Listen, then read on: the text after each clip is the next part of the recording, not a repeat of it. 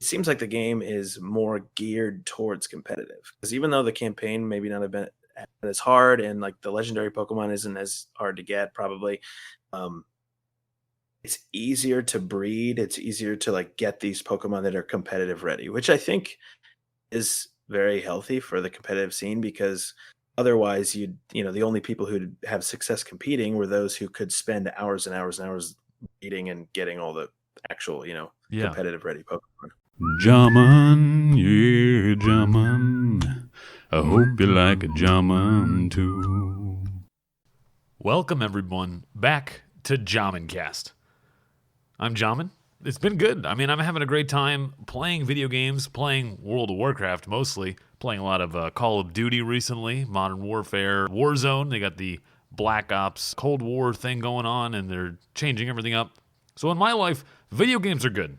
I am enjoying myself. I'm enjoying the time I have, and I'm loving playing, World of Warcraft Hardcore, World of Warcraft Shadowlands as Enhancement Shaman DPS, Black Ops. I'm not playing that. I'm playing Warzone only, really only Warzone. And those are the games currently really on top of my list.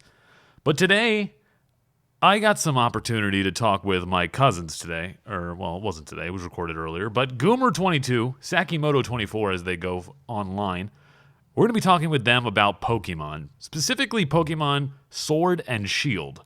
So this game came out last year, and I believe it's last year, but it came out, and it was kind of like, I remember all the hype around it and all the excitement around it was basically like, oh, it's just another Pokemon game, but it's kind of dumbed down.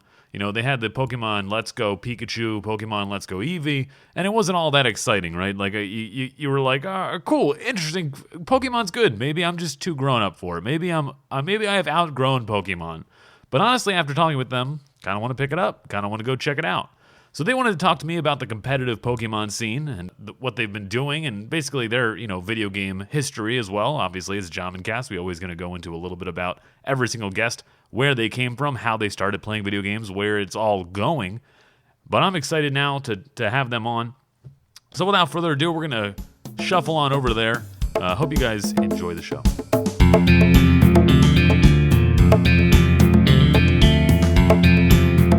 Hello, everyone. Welcome to another Jammencast episode. It's been a while. I haven't posted one of these, but today I'm joined by Goomer22 and Sakimoto24.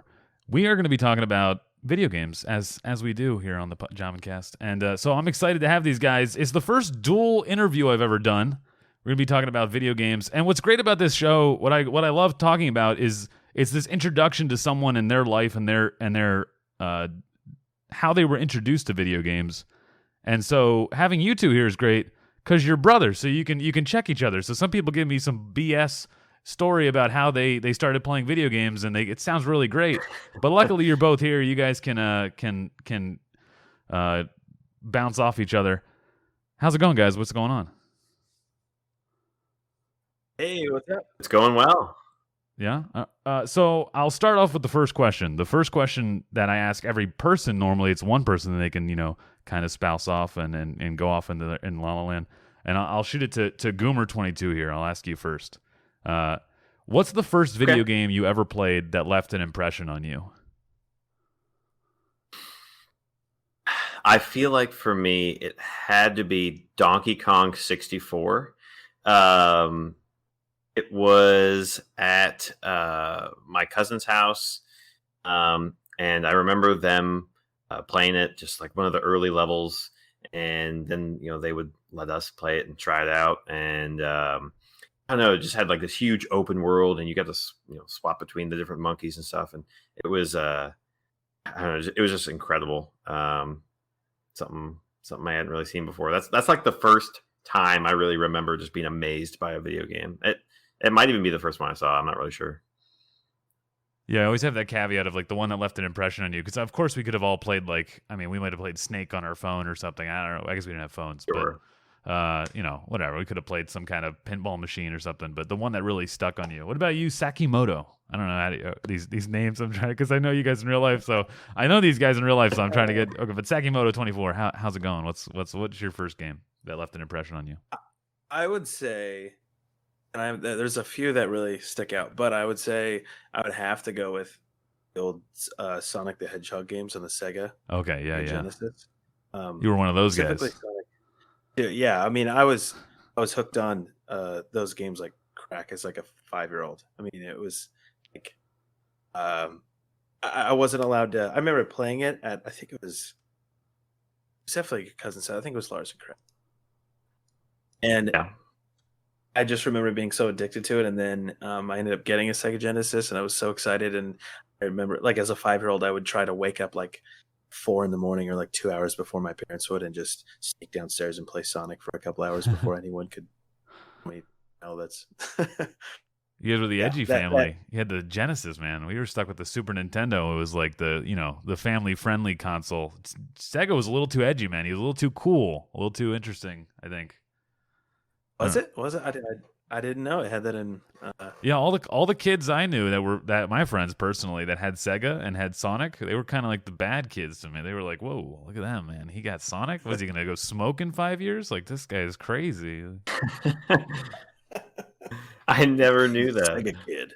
Yeah, I thought the Sega. That's how it came off in my family, at least. The Sega was like, "Wow, man, these guys are they're a little bit troublemakers. They're playing Sega. I wish I was as cool as them." That's how it came off. So what did you go after that? You guys didn't. I mean, so you're playing Pokemon on YouTube. This is a thing. You're doing YouTube. You're doing some Twitch streaming. What brought you to Pokemon? Why Pokemon? And again, what got you into Pokemon originally? Did you play the original Red and Blues? Goomer, what's up?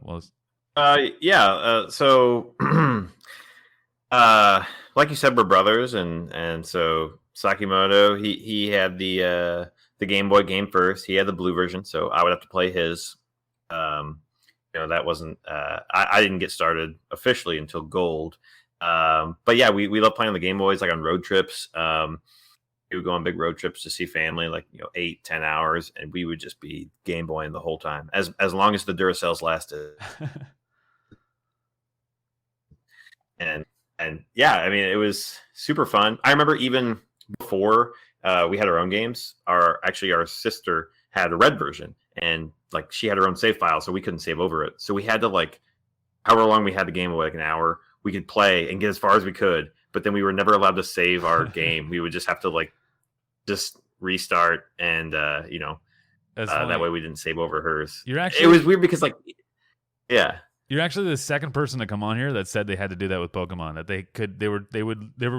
they would basically speed run the game because they didn't. Well, first they said they didn't know how to save. They didn't know saving was a feature, so they were learning how to get through the very beginning of the game. Like, okay, this is the part you have to get through here, and this is this, and they were getting really good at Viridian Forest and getting to the Caterpies and Metapods and whatever, and what. Mm-hmm.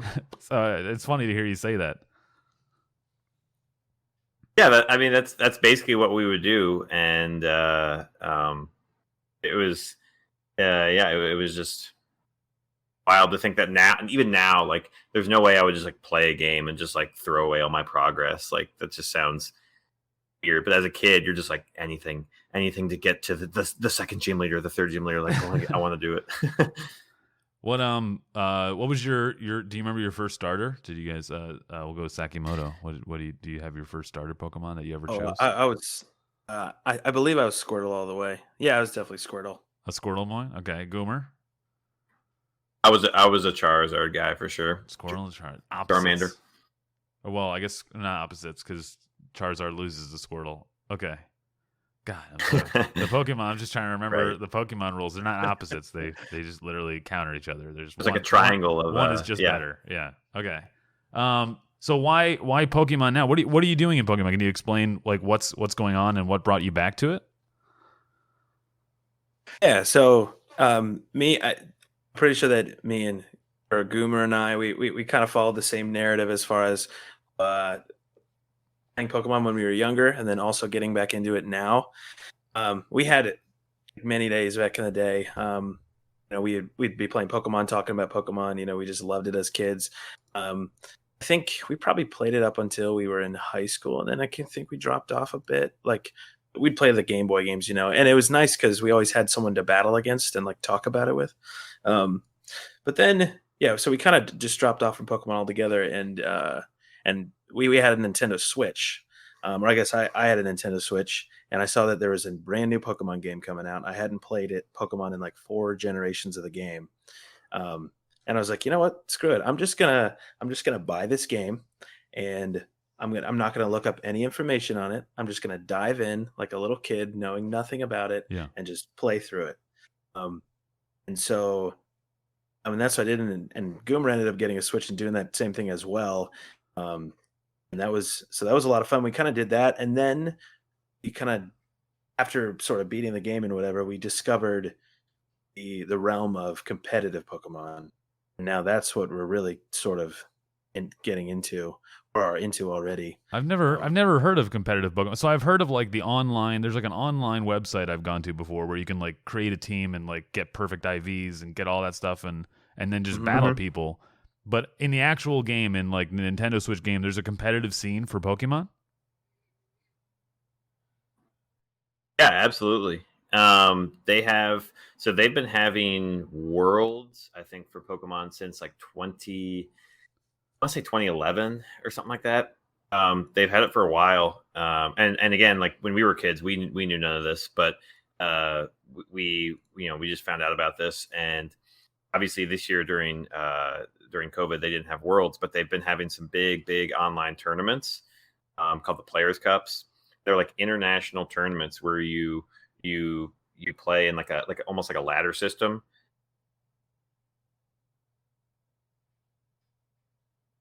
Oh, I think you froze. You froze. You're back. freeze. You're back. I can hear you now. Okay. Yeah. The top like 250 players from each region. So they have like North America, like Latin America, Europe, and like Oceania. They go into a regional round, and then they have like a final top 16. And so these are all teams of Pokemon that have been trained in the game. These are like legitimate games, not like created generated so they've been breeding and trying to get perfect IVs and perfect all these things that the Pokemon game requires just to make the best team possible. That's how in depth this is. Yeah, and it actually is kind of interesting. So Sword and Shield, they actually made a bunch of quality of life improvements for getting like competitive ready Pokemon. Okay. So they have tools to allow you to get like perfect IVs in any of the stats. But the irony there is there are times when you want non-perfect IVs, and that's actually harder now because so IVs rank from 0 to 31. If they're 31, then it's like the highest the stat can be. If it's 0, then it's the lowest the stat can be.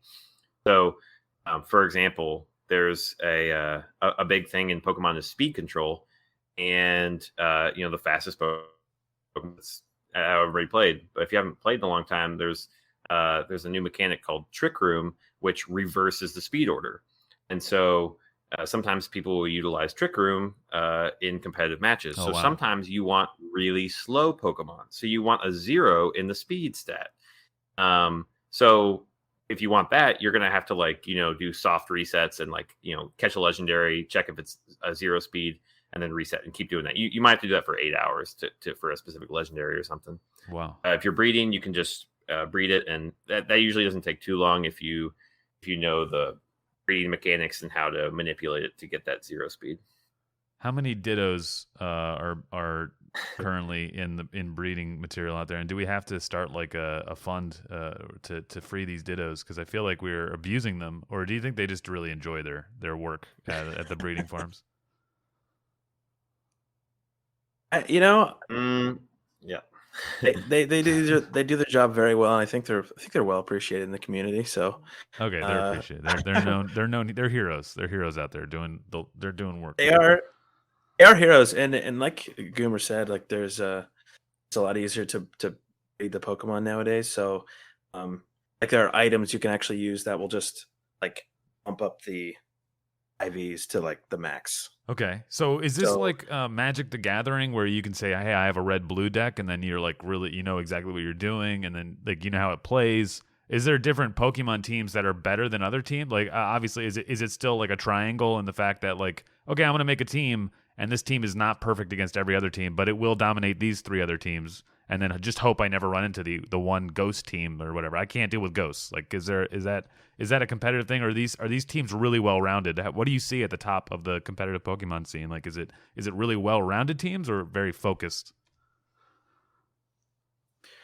I would say when you get to the top of the top, they're very, very well rounded. And I think it's the main reason for that is that if you're doing these big tournaments, you go through like a top cut round, like we were saying, the top 250 from each region make it. So, like, in a region would be like North America.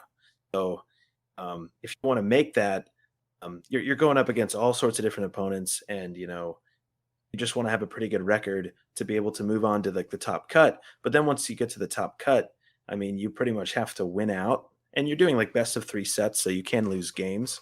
But you have to have a plan that you can execute to, like, win a best of 3 set against pretty much any opponent. Like, you're kind of, it makes it really difficult if you have a certain team that just struggles big time against like a specific strategy. That Okay. might be, yeah. What are you guys utilizing? Or go ahead. What's up, Goomer? Oh yeah, I was gonna say. Usually, what happens is people will look at like what's common in the meta. So there are some sites that will tell them use like the percentage of teams that they're on, and so people will look at like 25 or 100 and just look at Pokemon are constantly used, and they try to have counters for all of them. But there might be some that you might not think about, and that you might say like, okay, I really lose to this Pokemon, but like I'm just kind of gonna hope that I don't run into it. And you can do well sometimes if you have a good hunch that Pokemon isn't really going to be brought on teams. But Okay. but yeah, those sites are really useful to help you plan when you are creating like a competitive team. So what are you guys running right now? Sakimoto, what's up? What's your current team you're running with, and what can we expect? Look, if I go to your YouTube channel right now, what am I going to be looking at? Oh, we've been so Boomer and I've been doing some stuff called draft leagues, which I'd like to talk about it like a little bit, because that's mainly what we've been doing. But as far as like doing the ranked ladder and just and trying to prepare for like the next big tournament, I've been using a rain team. So there's like weather mechanics in Pokemon, Yeah. and Goomer actually created a really, really good rain team back in a previous meta, or I guess you'd say. Yeah. And so I tried to create another rain team recently, and it's just worked out really well. So I've been trying to use that. I think that's what I would be. I think it was in my last stream. I just played a bunch of matches with that, and I think I'll probably do that tonight, or probably sometime in the near future. I'll probably use that team. Okay, Goomer, what's up? So you have what are you doing right now with your teams or whatever? What's the what can I look forward to with you? So I've been doing some team testing now. I'm really trying to find a team that I've done okay with some, but I'm really trying to find the one that I love and can utilize. Mainly, I'm trying to build around this one specific Pokemon called Thunderous Therian, and basically the reason being it's there are some good electric types in the meta right now, as well as flying types, and so into electric types because of its ability, and then it's also electric type itself, and so it hits flying types really hard. So I'm trying to build around that, and I'm going to test some teams out here in the next couple weeks on the competitive ladder, because it just the ladder actually just reset for January, and there is one of those big Players Cups tournaments actually coming up in the middle of January. So Oh wow, nice. And I guess it's virtual, right? I guess we don't have, with Corona, we don't have meetups, but right? Or are we looking at? Are there people? Right, People meeting with Pokemon? No, it's all going to be virtual. The tournaments would have been in person for the most part. I think 2020 is like the first year that they did the majority of stuff online. Gotcha. It's 2021, boys. So what's the draft leagues you were talking about? What's this draft mode you were doing? What's going on with that? So I just want to touch on that because it's something that's really cool Yeah. that I didn't even think about as an opportunity. And Pokemon or a mode of competition. It's basically like if you've ever played fantasy football. It's basically fantasy football, but you're drafting Pokemon. So there was like I don't know how we did. We discovered these, and then we were like, "Oh, we need to get in one of these draft leagues." I think Goomer found a Discord that was hosting a doubles draft league because we played doubles. We don't really play. There's like two modes of Pokemon, which is single battle, then doubles battles, which is just 2-on-2. We only do the doubles. Okay. But we found this draft league, and it's essentially like fantasy football. So you draft a Pokemon for your team when it's your turn, and then no one else can draft that Pokemon, and then you basically build a team, and then you'll play matches against someone each week, and it's really cool because, you know, if you're drafting like hundreds of Pokemon, like maybe a couple hundred Pokemon for all the teams, so you're really digging for that Pokemon that's just like never used normally. Right. Since like so many are being picked. Yeah, it's just really interesting. Lets you change up the meta a lot by forcing you to use underutilized Pokemon. Yeah, it's like it's really interesting because like Goomer was saying, if there's like a really good Pokemon that's just super popular right now, and it's just fast and it can just one shot this certain Pokemon, you're never going to use that other Pokemon because it gets just right. Anytime you see that horrible matchup, you just can't bring it. But in Draft League, like, you don't encounter that problem really because only one team can have that Pokemon.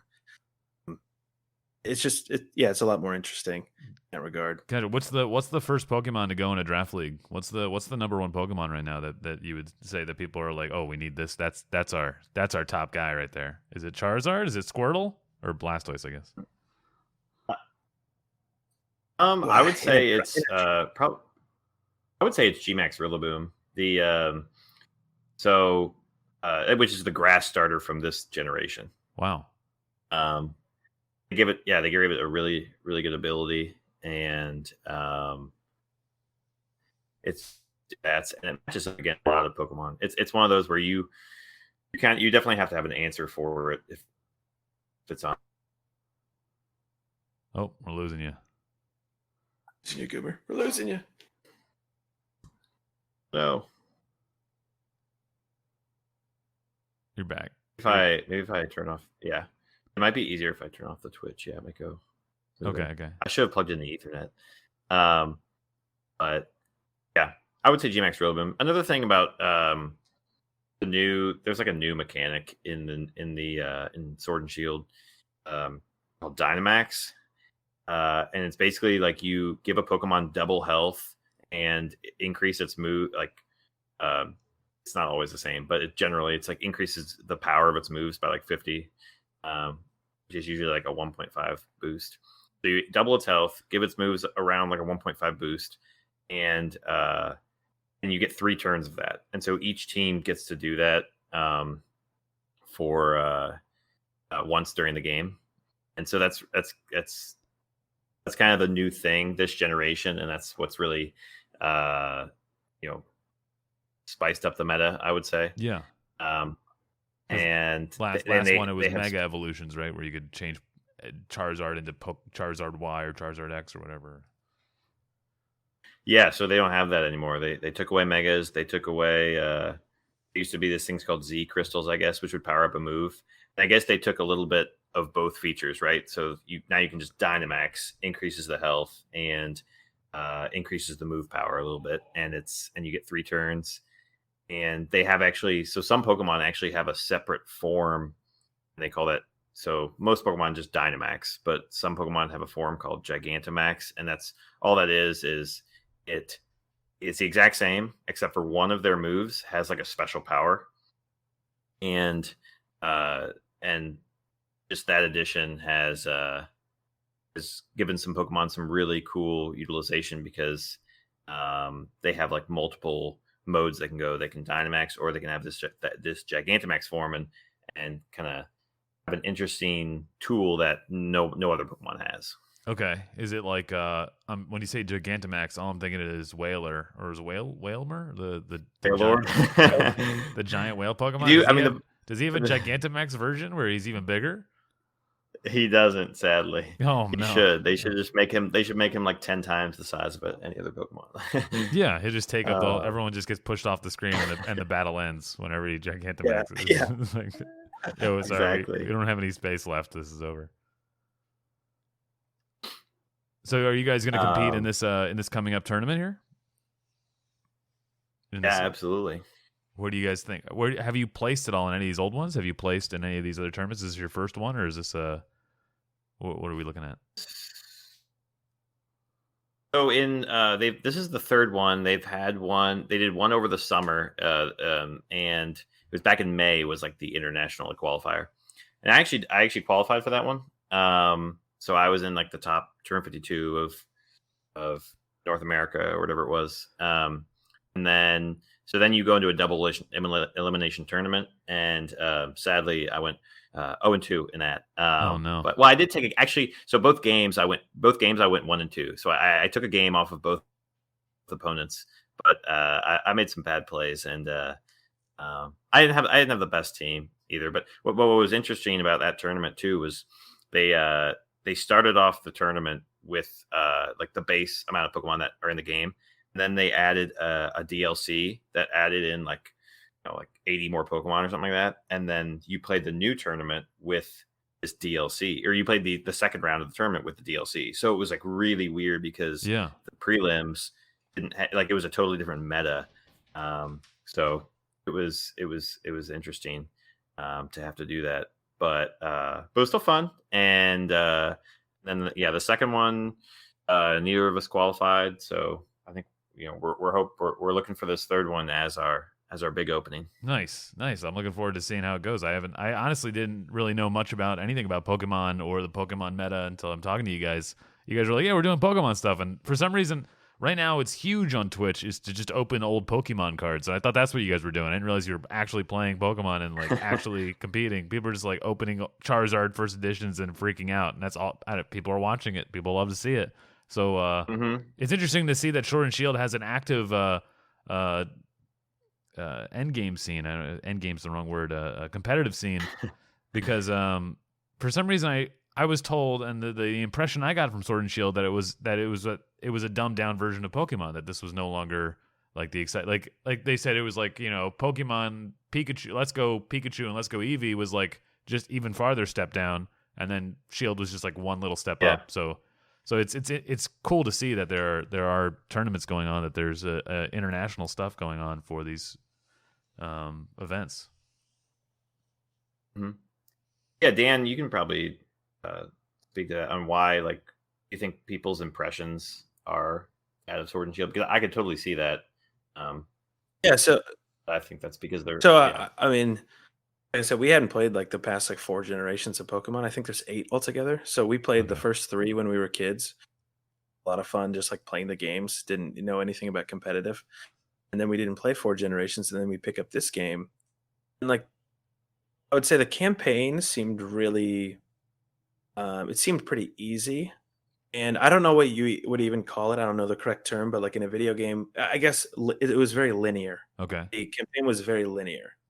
So, and it was pretty easy in my opinion. But maybe that's just because I'm like an adult, 15 years older than I was when I was when I played my last game. But it seems like the game is more geared towards competitive, because even though the campaign maybe not have been as hard, and like the legendary Pokemon isn't as hard to get probably, it's easier to breed. It's easier to like get these Pokemon that are competitive ready, which I think is very healthy for the competitive scene, because otherwise the only people who have success competing were those who could spend hours and hours and hours breeding and getting all the actual competitive ready Pokemon. So. Yeah, because I honestly I know in earlier generations I never really played like in tournaments or anything, but I would definitely go on the there's a website, I can't remember the name of it, but there's a you can just breed and create your IVs and all that. The Showdown. Yeah, that one. Yeah, I would just make a team and just go in there and randomly throw stuff around and whatever, see what happens. But I definitely wasn't going to spend the time to like breed a Pokemon and sit there and look for IVs and check it all and make sure everything could go to the. Don't you have to go? You have to go to bring the Pokemon to a guy who tells you if it's good. Like, I don't even know if you could check the stats of the Pokemon at the time. You had to actually like go to a guy and he would tell you this Pokemon's great, and you're like, oh, okay, perfect. Yeah, I remember what you're talking about. Yeah, it was way more like random, just like, oh, okay, this, but now you can actually like check they still don't make it exact. Like they don't tell you whether it's like 0 or 31 exactly, but they will. Well, I guess you can know those specifically exactly. You can know if it's 0 or 31 in this game, but only after you've beaten like the campaign, which again is super easy. But then in between, like you won't know if you have like an IV of like 17. Like it'll just say it's like decent. Like, Oh, gotcha. Yeah, it won't tell you the you won't know exactly. initial, or you won't can always tell you if it's just max. check. Yeah. Okay. Mm-hmm. So what are the I guess the draft leagues, have you guys had any fun? What's going on with the draft league? Like, have you had any interesting moments in that recently? Like anything cool happen with your draft league? Was there a Pokemon that stood out to you that all of a sudden, oh my god, look at this! I got my what's the name of that I'm trying to remember the yellow. There's the yellow worm, Dunsparce. Have you ever had a Dunsparce win it for you? Has he ever come out from behind like, oh my god, thank God I drafted Dunsparce? No, I mean not Dunsparce specifically, but I know there are some interesting Dunsparce sets you can run. Oh really? It's actually a legitimate thing. You could do some fun. Well, you could do some funny stuff. I know some people. It has like an ability where it's like special, like the effects of moves are doubled, and so there's like a move called Rock Slide. It hits both Pokemon, and it has a 30% chance to flinch, which means if you go first and you flinch them, they don't get to move. And so if you have double the chance, and instead of 30% chance to flinch, it's a 60% chance to flinch. Okay. So as long as you can find a way to like keep flipping a coin, hope. Come on. Yeah. If you can find a way to give it some speed, exactly. And you can do some really annoying stuff with Dunsparce. That'd be funny. I should try that in my next draft league. But I mean, the one we're doing now is really fun because there's a lot of content creators and a lot of people record their matches. Some of them are on, some of the draft leagues are actually on Showdown, and some are in game. This one that we're currently doing is in game, and it's pretty exciting. I'm undefeated so far, 3-0, but I've got I actually had to face Sakimoto last week, so got the edge on him. Oh, so you're 3-0. That means Sakimoto. Oh, yikes! You hate to see it. You hate to see it. Oh yeah, it was. Yeah, he got me. What's the BS? Why did he beat you? There's obviously it can't be. He can't just beat you straight up. He game sharked it. He game sharked it. He was much. He did some interesting. Everyone thought I actually had the favorable matchup in this. They were looking at the teams and they did a bunch of predictions, and they thought I had the favorable matchup, and maybe I did, but yeah, he had a game plan and it worked against me. So wow, that's awesome. That was the first time we've ever had or gotten to play each other in draft league, so we were really excited for that. That's cool. Have you guys talked to each other since? No, there's a big. Our families don't talk anymore, and yeah.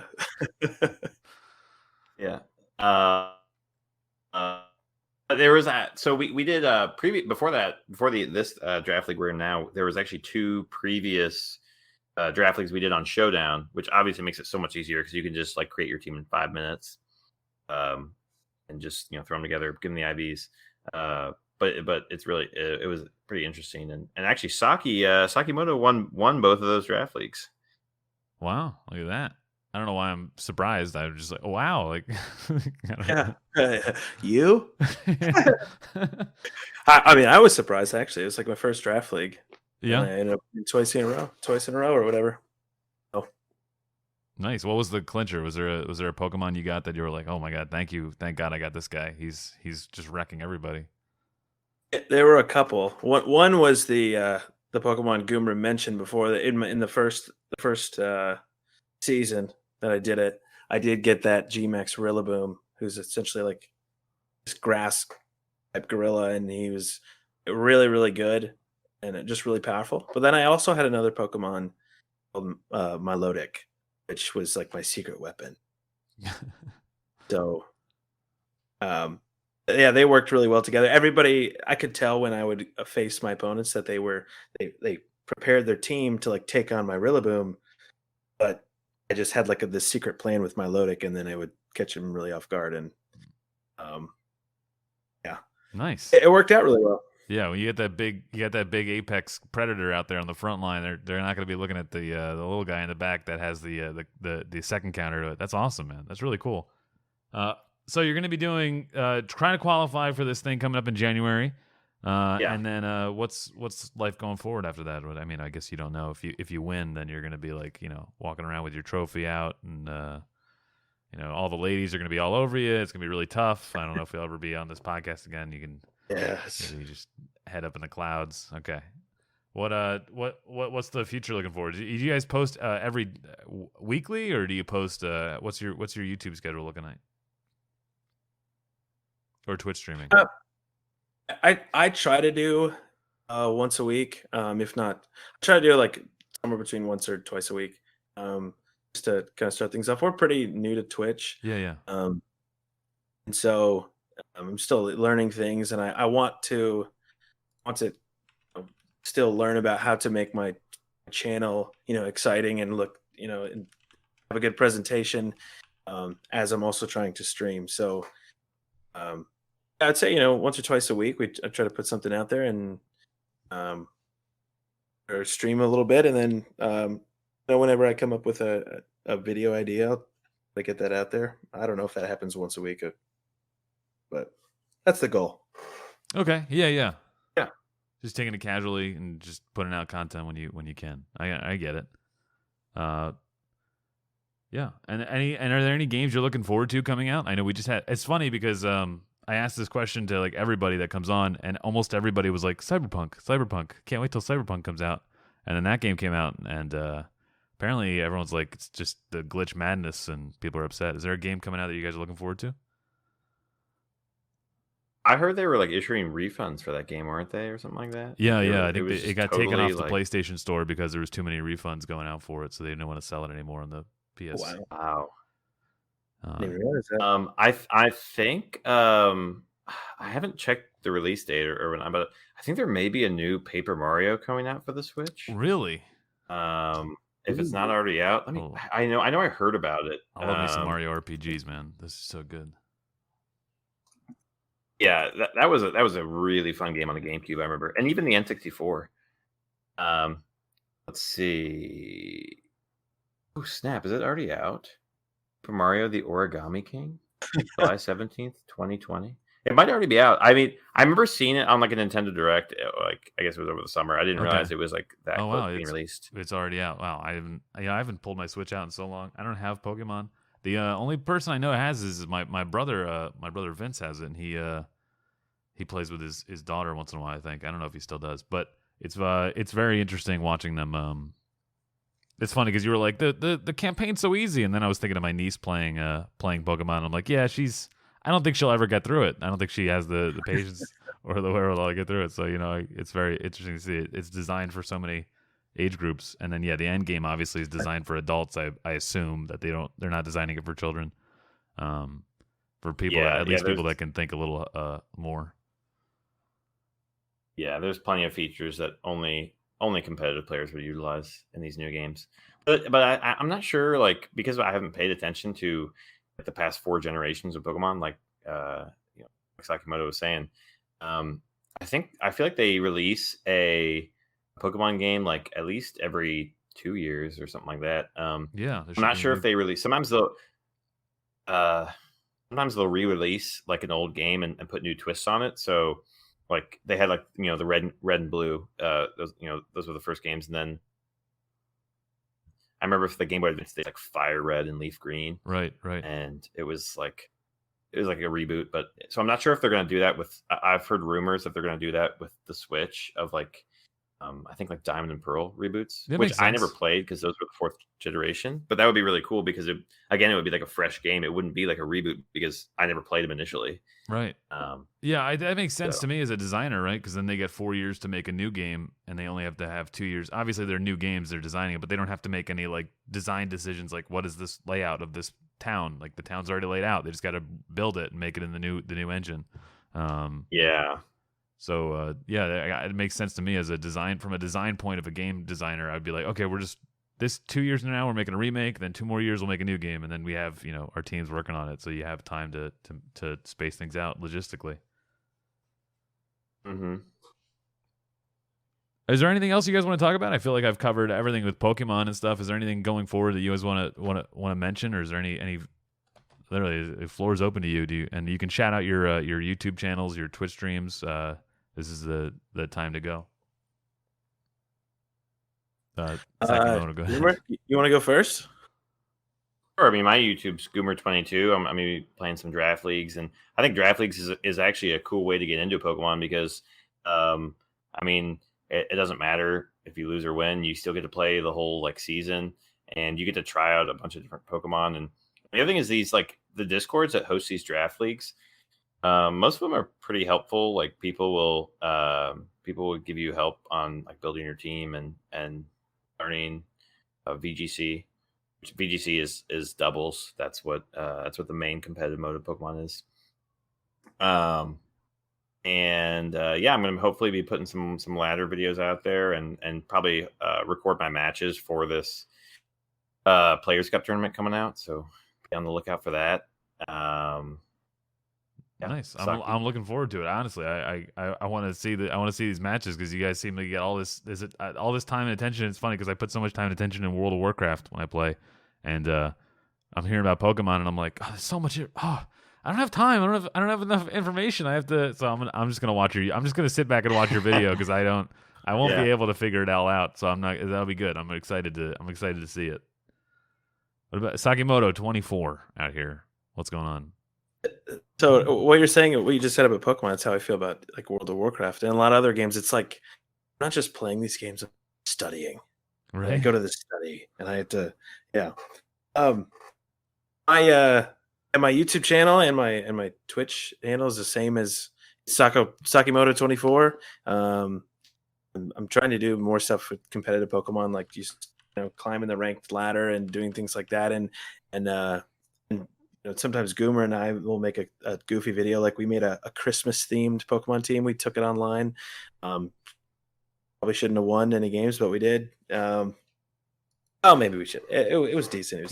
But I'm trying to do that. And as I get better about competitive Pokemon, I'm trying to put out some content like, for beginners, like little guides and things like that, if they want to get into it, because there's a lot of resources that, it takes a lot, and you got to kind of look into various like elements of the game that you have to look up in order to get into the competitive scene, or you're not really going to have a chance. Like there's mechanics you need to know and techniques and things like that, and sometimes it takes a little bit of YouTube digging to find those things. So yeah, a little Pokemon. I don't know. I like the idea of, yeah, exactly. I like the idea of putting a content there as like like strategy discussions and guides and things like that. But I don't know if I'm quite credible enough yet, but maybe in the future. Yeah. Well, as long as you keep talking like you know what you're talking about, people will follow. Yeah, right. As long as I just announce myself as a world champion. Yeah, and then just delete any comment that says you're like anyone who puts a comment on a YouTube video like, "What are you talking about?" You'd be like, "Gone, deleted. No one will ever hear from you again." I control the narrative. Stop the vote. Stop the count. Yeah. Stop the comment. Stop the count. That's funny. All right, guys. Well, hey, thanks for joining me. Thanks for being here. That's we've been going for like 40 minutes, and I really appreciate you coming on. I love the podcast. I really want to do it more, and I'm glad to have a reason to. So thank you so much. Yeah, I really appreciate you inviting us on. I'm gonna have to go back and watch the other podcast episodes too. This was really fun. Yeah, it's mostly just me asking people about their history with video games and like what they're doing, and it's been fun, man. It's just a enjoyable time, especially because you just get to meet someone and talk. I mean, I don't have to meet you guys, but I get to like just espouse about like, okay, well, who are you? It's such a good icebreaker. What was your first video game? And you're like, oh, let me tell you. Yeah, that's awesome. Awesome, guys. Thank you so much. Thanks for having us.